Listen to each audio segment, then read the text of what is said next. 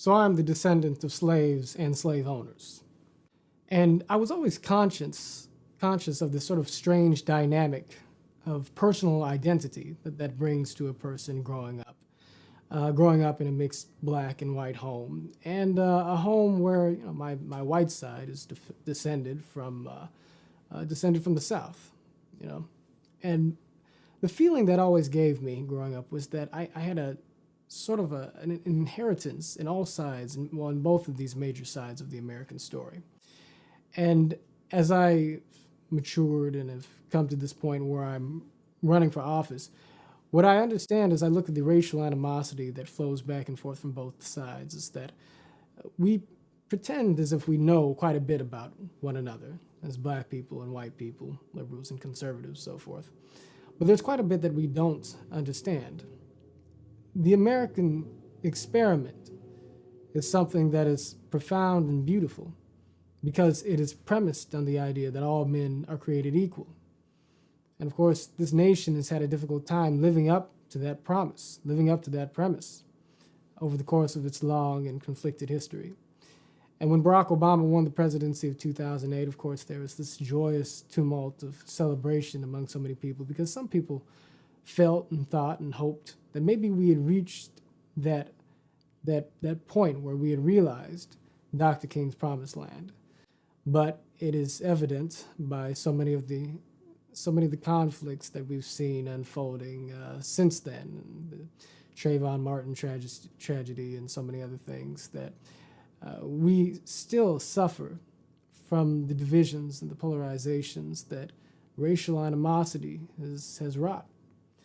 But the answer to this dilemma, the answer to this problem, has always been the same. It's always been to promote a greater love and a greater understanding between people for our different experiences. That's why there's a quote that I keep revisiting from Dr. King, who was full, of course, of so many great quotes. But at one point he said that we seek to create a beloved community, and for that we need not merely a quantitative change in our material condition, but a qualitative change in our spiritual condition. The process of e pluribus unum, making out of many one, is a process of our learning to love our neighbors as we love ourselves. And one thing I knew growing up in my home is that there are a lot of things that my father was never going to understand about my mother, and that my mother was never going to understand about my father. But one thing they both understood about each other was that I was their son, and that in me, they had their future jointly, their legacy, me and my brothers. And the America of my generation, what's beautiful about it is that I come from a background where, when I was growing up, I grew up with kids of all colors and all religions and all races. And while it is important, I think, for America to have her particular identity, her particular American identity, and while people of all different races and creeds have their own cultural traditions from which they come from, in the United States of America, one thing that binds us is the notion that in freedom, in liberty, and in opportunity, we all share a common bond that both provides an umbrella for us to share a common American experience, a common American set of values, even while there's still room enough for us to have our individual identities and our individual histories as black people and white people, Latino and Asian.